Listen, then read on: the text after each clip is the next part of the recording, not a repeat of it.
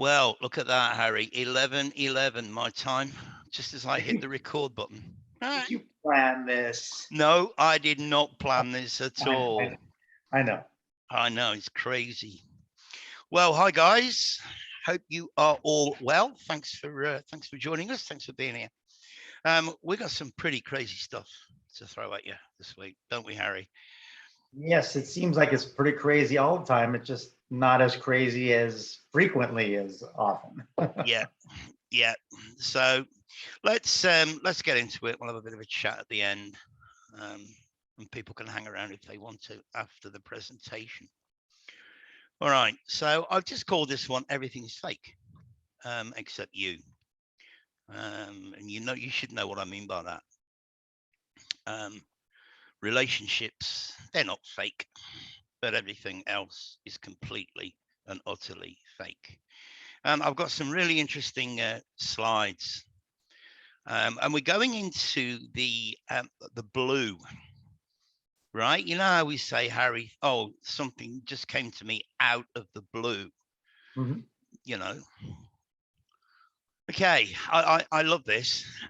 When you realize that 1970 and 2022 are as far apart as 1970 and 1918, I'm just going to need a minute. Yeah, I thought that was interesting. You have no idea how deep this goes. And guys, even Harry and I were surprised when we got this information. Two of these things are not like the other.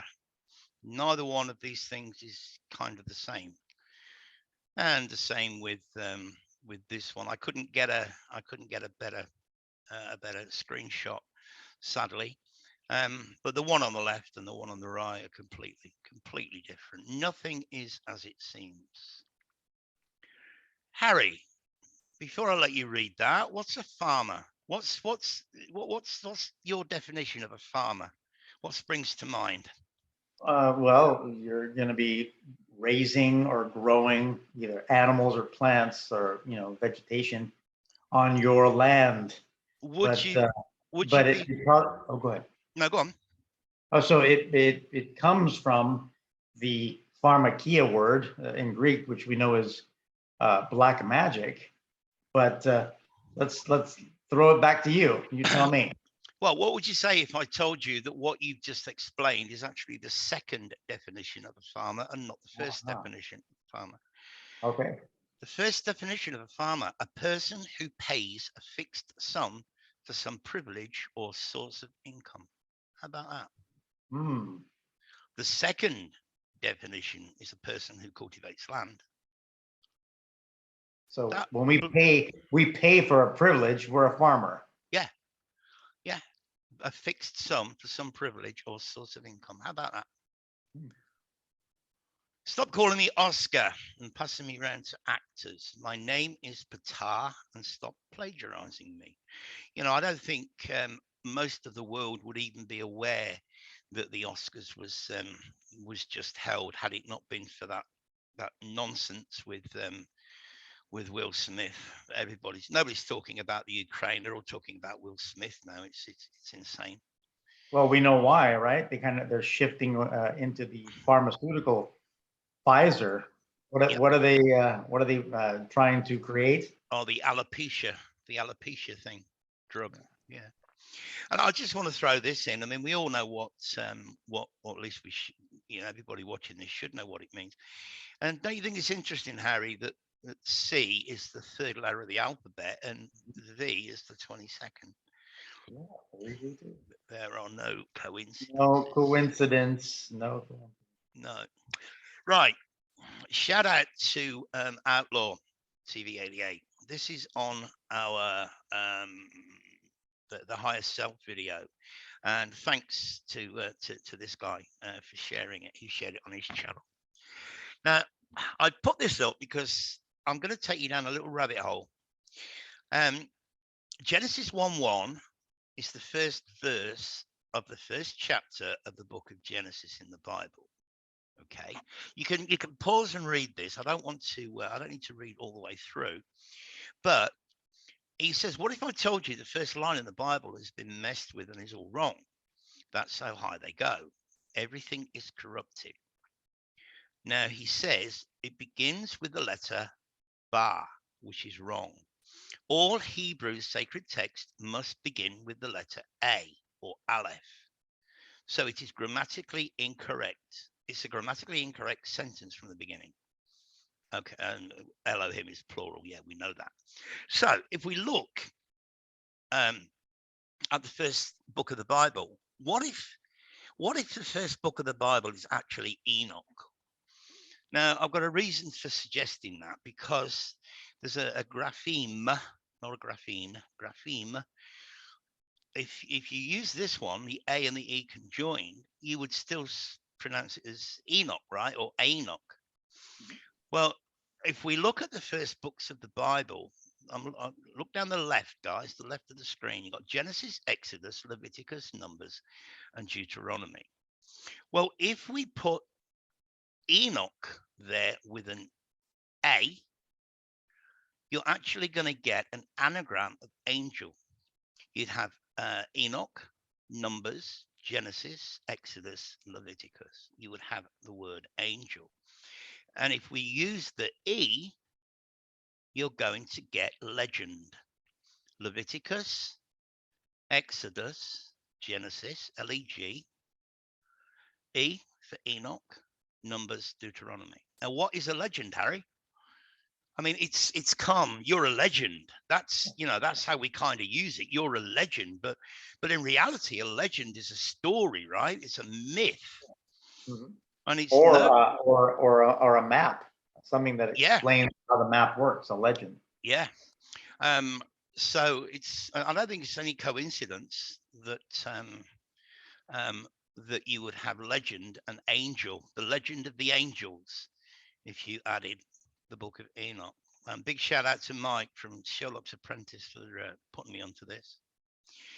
All right, so legend, tales of old. Now we talked about Tartaria quite a lot.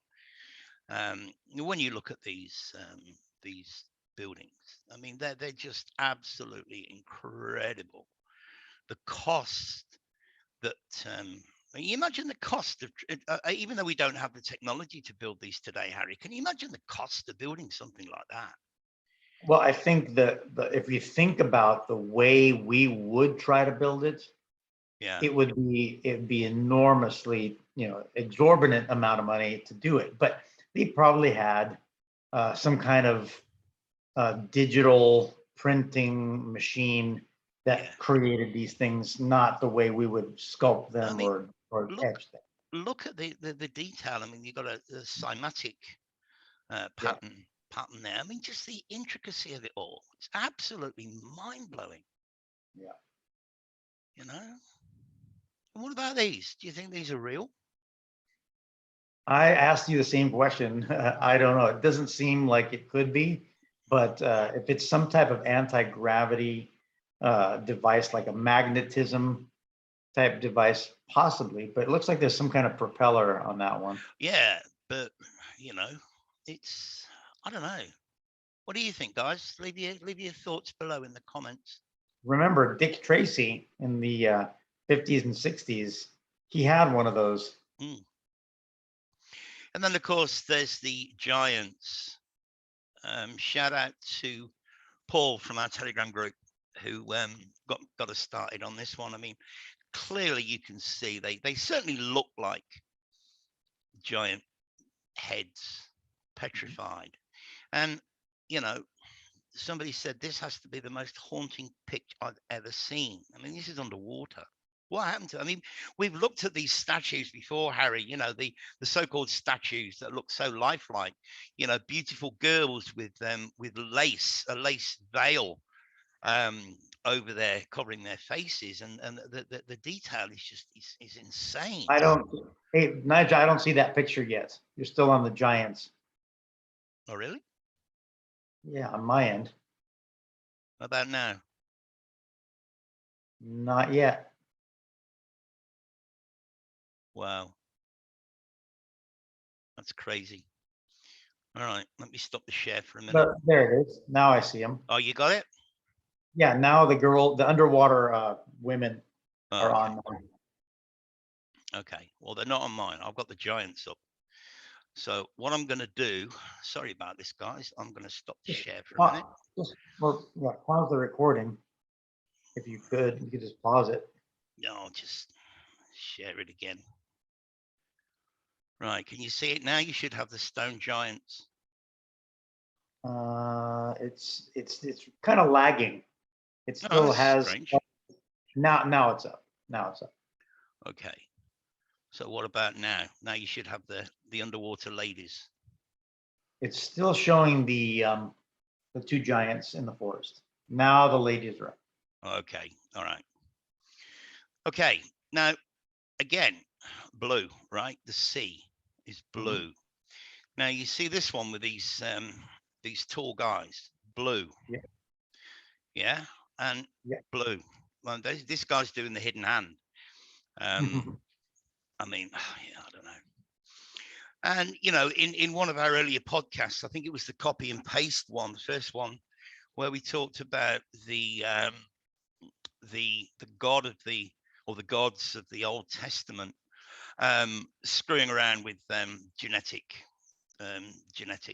you know, and in Genesis 1:26, I now think that they kind of said, guys, look, let's make man in our image after our likeness and stop, you know, screwing around with all this kind of thing. You know, I mean, you read the text, Harry, and it just says, oh, let's make man in our image, but there's no intonation there. I You know think, what I yeah, mean? like you're right. The intonation is probably on the Yeah, hour. yeah, yeah. Hour. So, and then of course we've got the blue. Again, everybody knows what, or should know, should have seen this by now from the 2012 Olympics. Again, you've just got the reference to a giant, you know, on the left there, puppet strings, and we know what this was all predictive programming about, right, Harry? Yep. They want to make sure you know the message that they're going to be sending to you in 8 to 10 years. Yeah. And of course, we've all heard of blue blood. I mean, is that the message that they're portraying? Noble or aristocratic descent, a member of aristocracy, nobility. And I haven't listed these guys, but anybody can go and have a look at this. Just type in animals that bleed blue, and I think all of the ones on this website, all 10 of them, or sorry, 9 of them, 9 out of 10 come from the sea. Come from the sea. Sea. All right. So this is we're going to get into the meat and potatoes. A chronicle. What's a chronicle? Chronicle is a historical account. Remember, we were talking earlier, Harry, about legend, about the angels, the legend of the angels in the Bible. Well, there's chronicles in the Bible, right? And if you go to 2 Chronicles chapter 11 and come down to like verse 21, I'm talking about this dude who got wives and concubines. He had 18 wives and 60 concubines. Well, a score's 20, so 60 would be 60. So he's got 78 women that he's playing around with, right? Now, he said he begat 28 sons and 60 daughters. Well, that's 88. So this dude has got 88 kids. Now, we've looked at 88 before, guys. You know what it means. Yep. And in the last verse, he dealt wisely and dispersed all of his children throughout all the countries of Judah and Benjamin. So he sent all his kids away, because that's what you do, right? Into every fenced city, and he gave them victual in abundance. Now, for those that don't know what victual means, it's food for human consumption, food supplies, provisions. So he's got 88 kids, 60 daughters, and 28 sons. And he sends them out all over the world, and he gives them provisions. Well, whoa, whoa, whoa. Tsar Nicholas II of Russia, Kaiser Wilhelm II of Germany, and King George V of England are all cousins, or were all cousins. Now, how many of those 88 kids, when he's got God knows how many concubines and wives, they would all be cousins? Nothing to see here, guys. 88 is radium, which connects back to 226, 2026 that we've talked about being the end of the cycle. All there. Honey, I Shrunk the Kids. Now, apart from having the dog connection there, Harry, and we've talked a lot about the in our previous podcast about the dog, God, dog, we are the dog. Yep. There wasn't a woman who lived in a shoe. She had so many children, she didn't know what to do. Yes. So they had to live inside a giant's boot. Well, who did the shoe belong to? You know, have we been deliberately shrunk? This current species of man and woman in this realm, have we been shrunk? I think if they're spraying our food and giving us poisons, that's definitely going to affect our growth. But maybe they've just shrunk the ability for us to understand. Quite possibly, but then with all the talk of giants and you know, there wasn't a woman who lived in a shoe. I mean, you know, they like to mock us with the nursery rhymes and kids stories, you know, and then there's this one. Thanks, shout out again to Paul for this. I mean, the man with the ridiculous hair and the dog. You know how we talk about the dog, and we're the dog on the lead, basically. Villa Capra Rola, a pentagonal mansion in northern Italy. Now, they say it was built from 1559 to 1573, but we know that that's bullshit. And again, you know, this is it from the outside. Is this the inspiration for the Pentagon or the pentagram? Beautiful, beautiful building. Thanks to Katie. Katie posted this in the Telegram group. All right, now we're going to get to the mind blow. You should all know what this is. This is the Kabbalah tree of life. And you've got the center, let's call it a column for ease of conversation. And you have three, whatever they are, three points either side of the column. Now, this represents energy, the tree of life. Life is energy. And we've just had this nonsense at the Academy Awards. Well, the word academy in Chaldean is 19, which is the sun card. The word awards is 17, which is the star, both representing energy. And together they're 36, and 36 is technically the 369, because when you take 36 and the 3 and the 6, add them together, there's your 9. So it's your 369, which is all to do with energy. See anything? How many either side? Yeah. How many either side? And where do they put these, Harry? Out in the countryside, across the ley lines. Guys, these pylons are energy collectors. They are gathering electricity from the ether. Doesn't that look like a circuit board? They're gathering electricity from the ether, and that energy travels down the lines, the power lines, to the power station. And the power station is a collection and distribution center. These power stations are not manufacturing electricity. They are collecting electricity from the pylons, and the pylons collect it from the ether. And they even have the audacity to tell us. I mean, look at that. Absolutely insane. Oh, and Paul sent me this one as well this morning. Look at that. Animals. They're telling you that they're sucking your energy right out of you. Yep. Yep. I mean, look at that one with the red sky. Beautiful. But you know, it's no coincidence that they got a pole up running up through the middle, and they've got three. I don't know what you call them. Three each side. They're telling us. They're telling you. Right there in plain sight. Mockery. And all people care about right now, not, you know, the idiots. People obsessing whether the slap was real or fake. Me, everything's fake. Yeah. We had no idea how good we had it, and no clue that we were the last ones. How sad is that?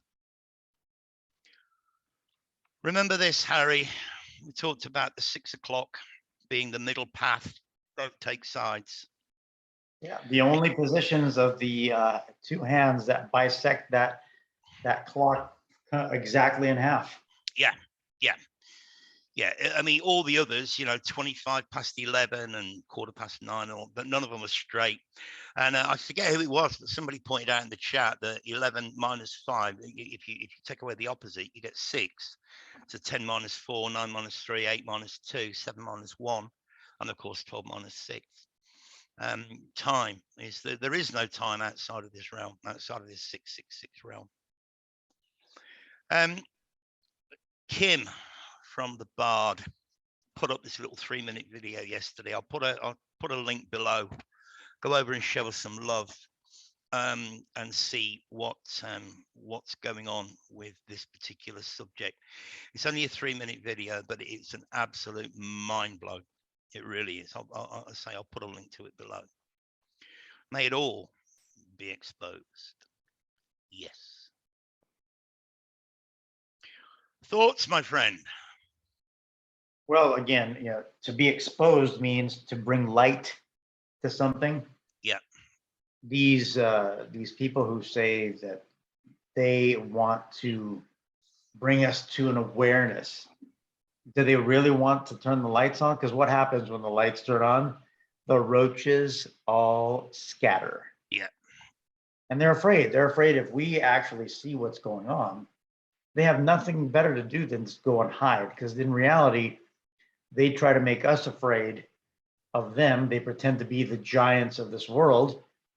And in reality, we created them. We created the AI. We created this entity that has turned it around, and now says that we are the ants, and they will step on us.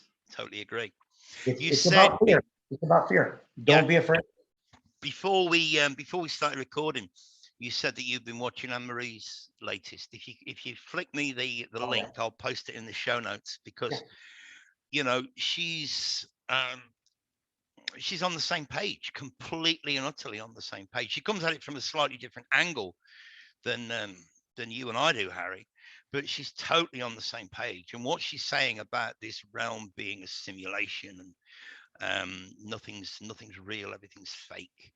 I mean, you only got to look around at the current narrative that we've had forced on us for the last couple of years, with all the yellow and blue signage, with the, you know, and then you've got the yellow and blue with the football game, that particular country, yeah. That's and the football game that everyone watched. Yeah. Look, the bottom line is, they have everyone, like I don't think I've watched the Oscars in 7 years. I don't think I've ever watched the Oscars. Maybe longer. And when they talk about this motion that guy did, he's been doing that for years. Yeah. You know, it's just a big script. But the thing is, you know, Nigel, I see you on my screen. Yeah. If I come up to the screen and hit the screen, does that hit you? Oh, there you go. No, it doesn't. This is a simulation. We are being projected in this world, and they want us to think that we are really here. That's Anne-Marie's take, and I totally agree. You know, I mean, you know, you see me, I see you and I on the screen. You see you are on the screen. When when our wonderful subs, the viewers are watching this, they don't see themselves on the screen. They see me and you. Yeah. Right. But if they jumped into a podcast, one of them jumped into a podcast, then they would see themselves on the screen at the same time. Yeah. So that's the contention that we're basically we're just the projection on a screen that essentially seems real.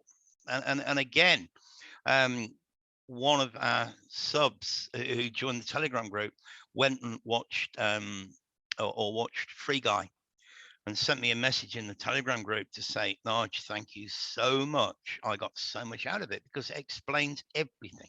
We are living in a game.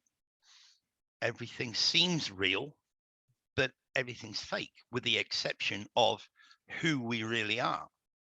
The connections we make and the relationships that we form with friends and family and pets and so on and so forth. That's real, but that's the only thing that is real. Well, the thing is too that we've been programmed with the desire for instant gratification. Yep. Right. We've gotten these inventions like the cell phone, the computer, the microwave. We want everything done right now.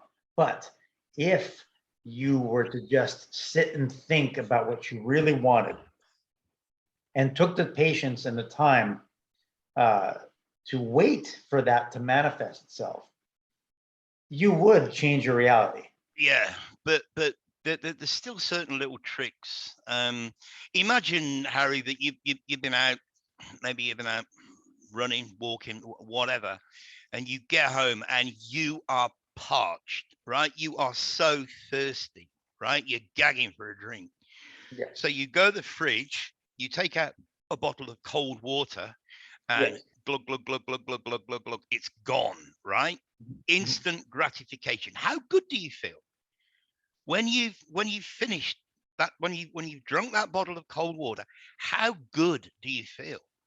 You feel awesome, right? Because you needed that. Oh my God, I need a drink. Difference between what we want and what we need. At that particular point, you need a cold drink. You take that cold drink and you feel instant gratification. Right, but what I'm talking about is the programming of instant gratification, Yeah. saying that don't take your time, don't be patient.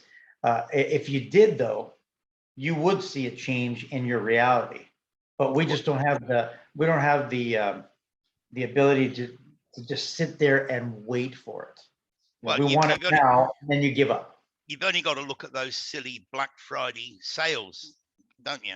Yeah, when they open the door and a horde of people run in and come out with their big screen televisions and all that nonsense. Yeah, crazy. All right, anything you want to say before we go, brother? Just again, that if people are patient enough and really truly believe in what they want, they can have it. That's it. Yeah, absolutely. All right, guys. Once again, thanks for joining us. Please leave your comments below. We all, oh God, the comments, Harry, on last week's video. After I uploaded, it was uploaded kind of like mid-afternoon, and the following morning, which is what I always come back and jump in the comments.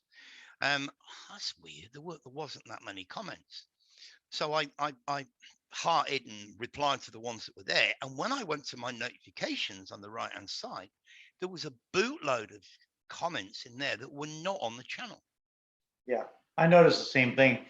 Fewer comments, fewer views as well. Yeah. And I think some of these topics that we're talking about are far better than some of the ones that got a lot more views. But yeah, just keep sharing and keep commenting because we build off of a lot of those comments.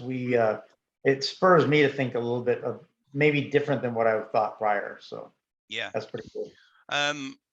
And what was the other thing I was going to say? Oh yeah, somebody made a comment and said that they had been unsubscribed. So Yeah. just check that, guys. You know, just scroll down a little bit and make sure you're still sub. Okay, and we'll see you on the next one. Once again, thanks a lot, much love, and we will see you soon. All right. Bye. Take care.